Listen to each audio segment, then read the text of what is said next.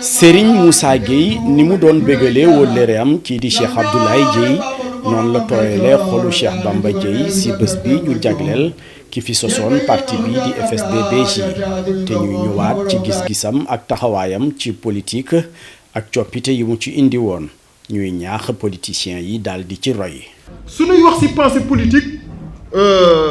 bu Cheikh Abdoulaye Dieye di ko méngaleeg politique et religion daf ñuy tax ñun ñu mën wax ci benn aspect boo xam ni c'est un aspect fondamental aspect la boo xam ni daf ci am solo te dafa am solo ci état de droit mooy li ñuy wax laïcité. laïcité mën nañ ni mooy yamale diine yi mais yamale boobu nan la ñuy yamalee moo amul unanimité maanaam addina bi yëpp bokkuñu déggoo ci nan la ñuy yamalee diine yi par rapport à la politique par rapport à l'état de droit alors que ñiy fonctionner yëpp selon l'état de droit selon les principes de l'état de droit ñoom nee nañ c'est des états ou des républiques laïques mais laïcité lu ñu ci mën wax c'est un principe de la république nan la ñuy yamalee donc ni ñu yemalee bare na amul benn mode yemale boo xam ni ñëpp a ko bokk ñëpp noonu la ñuy doxalee laïcité état bu nekk réew mu nekk da ngay xool en fonction ci say aada ci say caada en fonction ci sa cosaan ci say culture. et loolu laa jëlee ci Cheikh Abdoulaye Dieye mooy que ni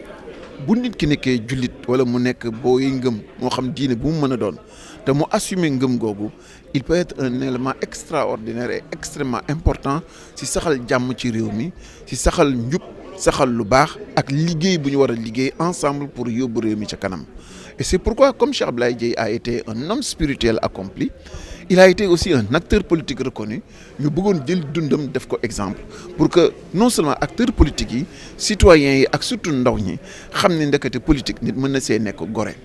nit mën see nekk am kàddu nit mën na see nekk liggéeyal réew mi doo xaste doo saaga doo wax lu ñaaw te doo tas dara au contraire fu dëgg jotee di nga am fulla ak fayda ak courage yu taxaw wax ko défendre ko et je pense qu'on en a besoin dañ ko soxla bu baax a baax ci Sénégalu tey jii. ñenn ci panélistes yi di firndeel ni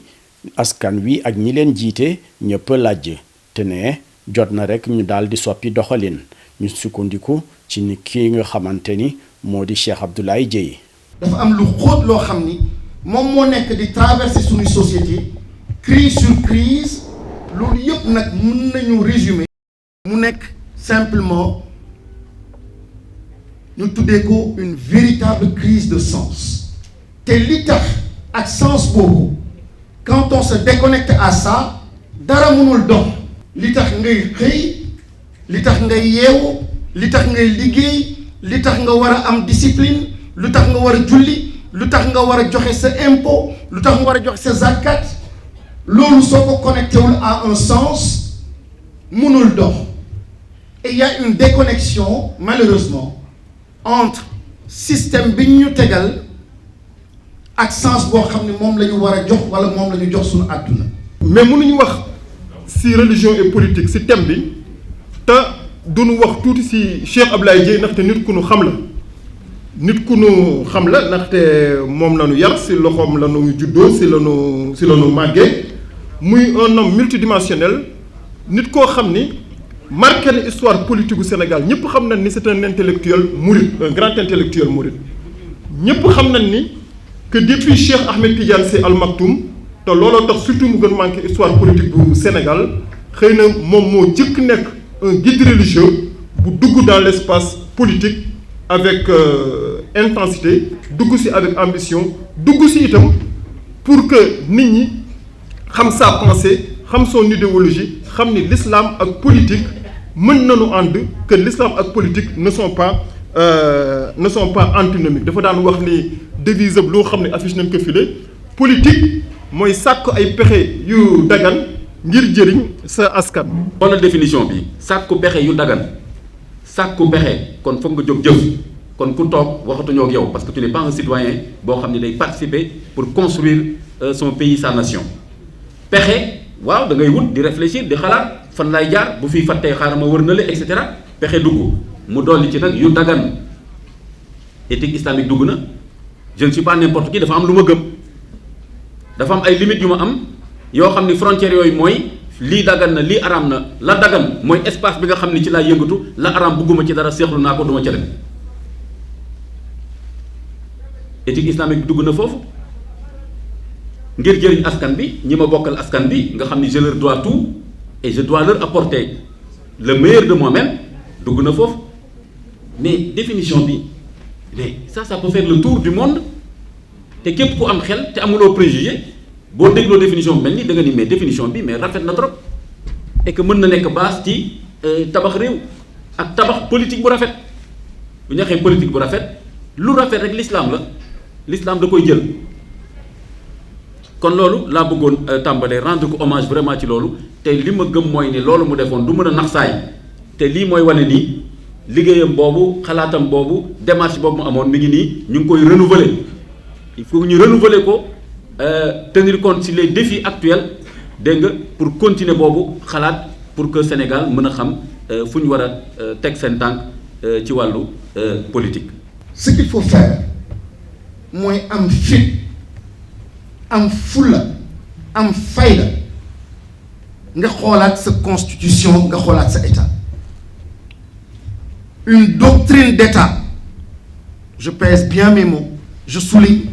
je suis pour ñu mën a penser à une doctrine d'État. Taqwa, je rêve d'un Sénégal où, dans notre constitution, on saura le dire et l'écrire. La denrée, la ressource la plus demandée dans le monde,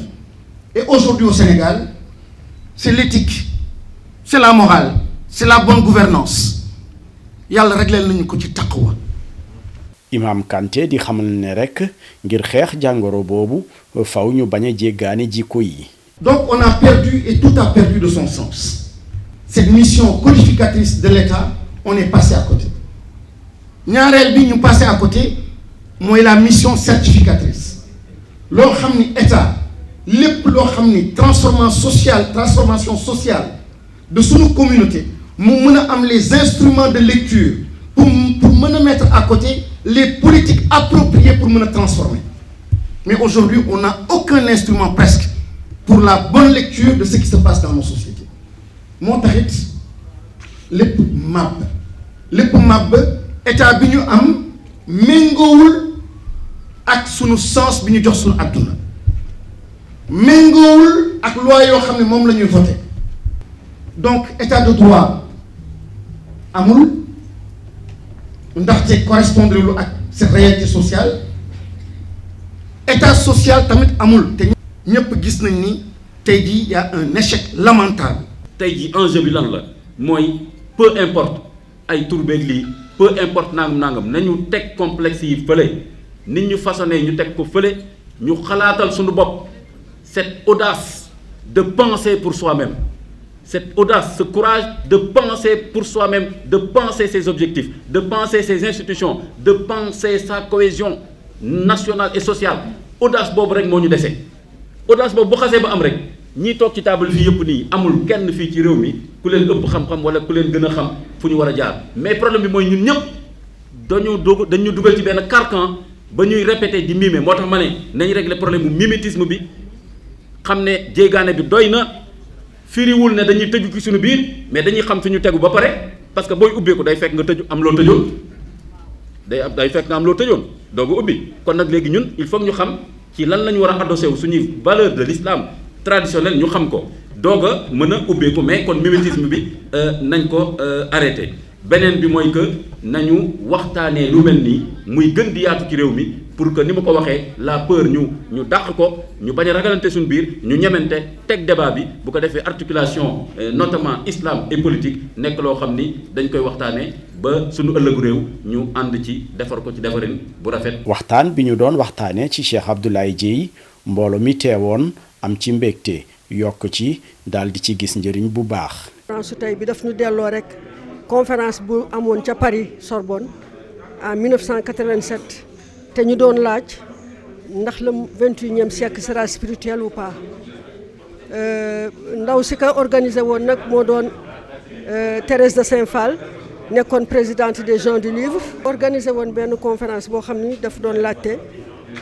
le 21e siècle sera spirituel ou pas mu invité nag les 3 représentants de nos 3 religions mu wane nag ni bu nu faagalee la dimension spirituelle dana am lu bare lu mu yàq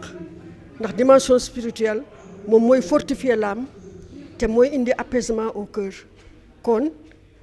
loolu mu doon wax foofu ñun loolu lañ ci jotoon jëlee mu ni sont inséparables interdépendants te fokk ñu ànd pour doomu aadama bi mën nekk doomu aadama à part entière te doomu aadama bu nekkee à part entière société bu mu amee dafay nekk société boo xam ni du am gàllankoor société bu nu mën dundee tey si tey loolu ñu faagaloon au intellectuel daal lanu jël def ko ci kaw faagaagal spirituel te spirituel boo ko faagaal nga affectif ndax dañu ànd moo tax nag métti di bare kon tey lu ñu rafetlu la lii Bamba Dièye def politique ak religion nag moom ku mel na Rocard ma sonn na ko wax Abdou Diouf moo doon premier ministre France ma sonn na gis Abdou Diouf ci benn diine ma sonn na gis Cheikh Laye kër Thérèse de Saint-Phal benn diine dafa ba mu ca jógee ba mu gisaatee Abdou Diouf dafa kan ni comment un homme de cette dimension là nekk Sénégal j'ai rencontré un Cheikh Dièye naka ngay amee ku mel nii te doo ko liggéeyloo du la jëriñ doo ko jëriñoo ca la Abdou Diouf nag wax wooye woon Cheikh Laye ñaari concept yi mën na ànd ndax ni ñu ko jàngatee je pense que honorable député Moustapha Guirassy da ko wax nous sommes dans une période où on interroge le sens li ñuy def lu tax ñu koy def àdduna toll foo nag gis ngeen ko ndaw yi ñoo ëpp di indi demande yoo xamante ne kenn mësu ko xaar aussi di charrier ay technologies yu bees yu mel ne numérique yu mel na intelligence artificielle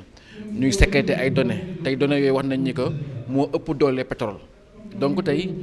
boo demee ba chinois yi ne ñoom ils vont mettre la grande muraille numérique am seen propre moteur de recherche am seen ay propre site c'est-à-dire que ku nekk yaa ngi sàmm li nga doon ku nekk bëggoo mondialisation aussi mondialisation cognitive maanaam mondialisation xel la jël sa identité jël sa culture jël sa sens ba nga nekk loo xam ne day divaguer day nekk benn loo xam ne kenn xamul lu muy doon li wër ci àdduna bi kon ku nekk war na préserver li nga doon et je pense que le honorable député Bamba Dièye wax na ko dañu am une dichotomie dans ce pays là entre li nga xamante ne mooy suñu société moo ñu fondé suñu ay valeurs ak tey li ñuy gis je pense que il est important que religion bi gën a innerver politique bi ñu xam ne on arrive à la politique en tant que musulman di charrier li sunu di jàngal pour que la société sénégalaise mën dellu si à l'endroit pratique politique dellu si à l'endroit et puis Sénégal li ñuy charrier li ñuy joxe àdduna bi ñu mën ko protéger ba nga xamante ne Sénégal dina si am inspiré wu am une doctrine de progrès et de développement.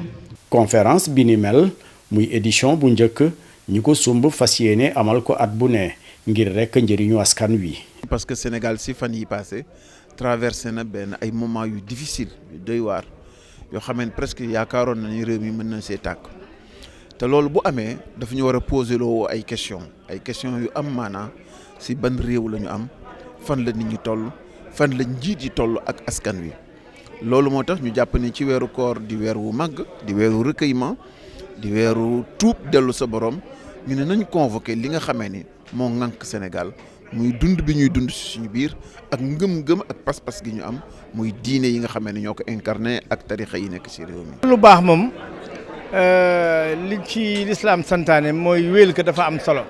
moo xam nag périodicité bi waaye du loo war arrêté loo war a taxaw lu baax boo koy def na nga ko war a wéel parce que répétition c'est de la pédagogie mais li ñu jàpp rek mooy le public a adhéré le public s'est retrouvé ndaxte gis nañ ni nit ñi toog nañu ba mu jeex loolu am na solo te nit ñi ñëw nañ fi depuis 11h ce matin l'initiative a été merveilleuse parce que Cheikh Bamba dafa gis ni jamono ji dafa laaj Sénégal dañu ñu ngi ci problème valeur yooyu mooy suñu feebar temps yi te valeurs yi mënoo ko jëlee fenn fu dul ci l'islam ak ci sunuy aada ndax aada yi itam am na valeur yu rafet. daje bi FSD/BJ amal ngir rek waxtaane politique ak diine ni ko Cheikh Abdoulaye Dièye doon jëfee askan wu takku teewe nañ ko bokk na ci ay kàngam ci wàllu politique wàllu diine société civile ak universitaire ñëpp ko teewee mu nekk rek waxtaan yu am solo ñu gis ci tamit njëriñ bu baax.